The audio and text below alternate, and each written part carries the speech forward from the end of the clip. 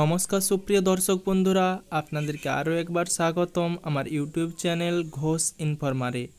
আজকে আপনাদেরকে দেখাবো সম্পূর্ণ নতুন পদ্ধতিতে কি করে আপনারা পিএম কিষাণ সাইটে আপনাদের স্ট্যাটাস চেক করতে পারবেন।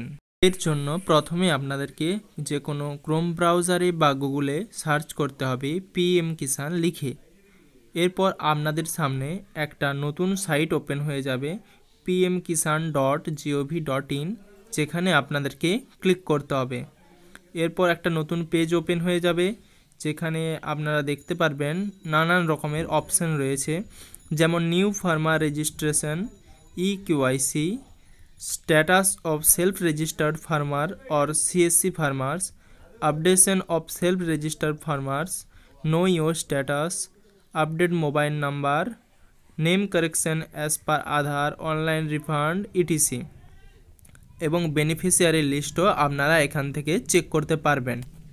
এবার যারা পিএম কিষাণ সাইটে নতুনভাবে আবেদন করতে চান, তারা এখানে নিউ ফার্মার রেজিস্ট্রেশন অপশানে ক্লিক করে নতুনভাবে আবেদন করতে পারবেন। এবং যাদের এখনও ইকেওয়াইসি সম্পূর্ণ হয়নি, অর্থাৎ আপনারা অ্যাপ্লাই করে ফেলেছিলেন কিন্তু আপনারা এখনও আপনাদের ইকেওয়াইসি করাননি, তারা এখানে ইকেওয়াইসি অপশানে ক্লিক করে আপনাদের ইকেওয়াইসি করে নিতে পারবেন। কারণ eKYC mandatory for PM Kisan registered farmers. তো আপনারা ইকেওয়াইসিটা ওটিপি বেসডও করাতে পারেন বা বায়োমেট্রিক বেসড ইকেওয়াইসিও করাতে পারেন। যদি আপনাদের আধার কার্ডের সাথে মোবাইল নাম্বার লিঙ্ক করা থাকে, তাহলে আপনারা ওটিপি বেসড ইকেওয়াইসি করে নিতে পারবেন মোবাইলের মাধ্যমে বাড়িতেই। তারও আমি একটা ভিডিও আপনাদেরকে দিয়ে দেব।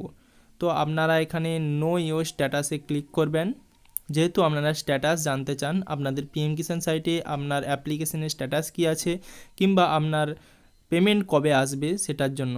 তো এখানে দেখুন নতুন পেজটাতে দেখাচ্ছে know your registration number, enter your registration number. তো আপনি এখানে নো ইয়োর রেজিস্ট্রেশন নাম্বারে ক্লিক করবেন যদি আপনি রেজিস্ট্রেশন নাম্বার না জেনে থাকেন। আপনারা মোবাইল নাম্বার অথবা আধার নাম্বারটি এখানে পুট করবেন। তো আমি এখানে আমার মোবাইল নাম্বার দিচ্ছি, যেহেতু আধার নাম্বারটা আমার আপাতত মনে নেই, তাই এই মোবাইল নাম্বার দিলাম। এবার এই মোবাইল নাম্বার দেওয়ার পর আপনাদেরকে একটা ক্যাপচা কোড রয়েছে, আপনাদেরকে সেই ক্যাপচা কোডটা ফিল করতে হবে। মনে রাখবেন, আপনারা যদি রেজিস্ট্রেশন নাম্বার ভুলে যান তবেই নো ইয়োর রেজিস্ট্রেশন নাম্বারে ক্লিক করবেন, নয়তো আপনারা এন্টার ইয়োর রেজিস্ট্রেশন নাম্বারে আপনার রেজিস্ট্রেশন নাম্বার দিয়ে দিতে পারেন।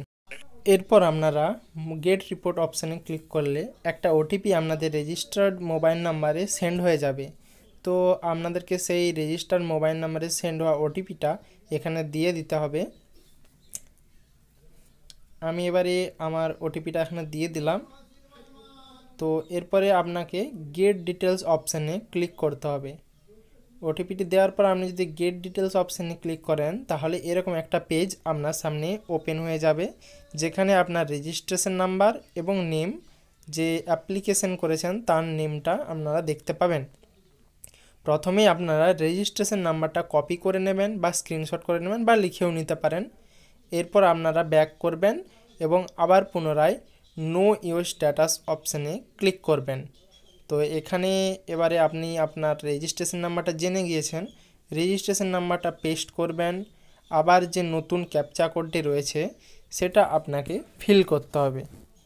নতুন ক্যাপচা কোডটি আপনি ফিল করার পর যদি গেট ডিটেলস অপশানে ক্লিক করেন, আবার একটি নতুন পেজ ওপেন হয়ে যাবে, যেখানে আপনারা আপনাদের অল ডিটেলস দেখতে পারবেন। তো এবারে গেট ওটিপি অপশানে ক্লিক করলাম। এবারে মোবাইল নাম্বারে আপনার একটা ওটিপি চলে যাবে, আপনার যে রেজিস্টার্ড মোবাইল নাম্বার রয়েছে সেখানে একটা ওটিপি যাবে, সেই ওটিপিটা আপনাকে দিয়ে দিতে হবে। তো আমি ওটিপিটার জন্য ওয়েট করছি, ওটিপিটা দিয়ে দেব এবং গেট ডাটা অপশানে ক্লিক করব।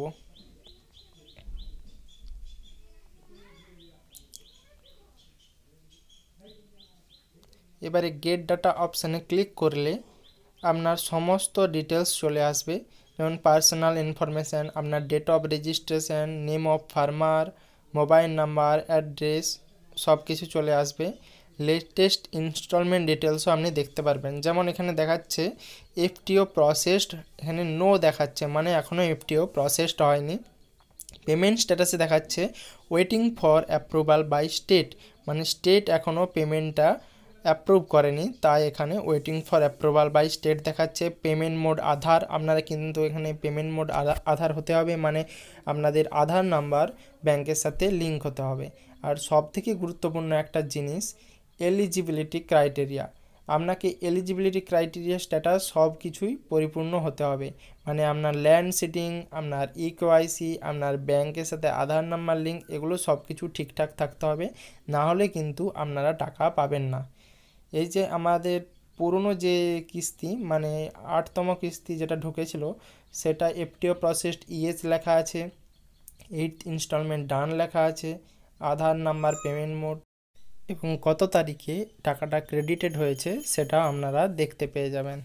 এইভাবে আপনারা আপনাদের পিএম কিষাণ সাইটে আপনাদের স্ট্যাটাস এবং ব্যাঙ্ক ডিটেলস, অল ডিটেলস আপনারা চেক করে নিতে পারবেন। তো এছাড়াও আপনাদের আরও অনেক কিছু তথ্য আপনারা পেয়ে যাবেন যদি আমাদের চ্যানেলটি সাবস্ক্রাইব করে রাখেন। তো দয়া করে আমাদের চ্যানেলটিকে সাবস্ক্রাইব করে দেবেন এবং পাশে থাকা বেল আইকনে প্রেস করে দেবেন। তো নতুন একটা ভিডিও নিয়ে আসবো, যেটা আপনাদের আপডেশন অফ মোবাইল নাম্বার। আপনারা পরের ভিডিওতে জানতে পারবেন কিভাবে আপনারা আপনাদের মোবাইল নাম্বারটা পিএম কিষাণ সাইটে আপডেট করবেন। তো এটা জানার জন্য আপনাদেরকে আমাদের চ্যানেল সাবস্ক্রাইব করতে হবে। তো প্লিজ পাশে থাকবেন এবং আমাদের চ্যানেলটি সাবস্ক্রাইব করে দেবেন।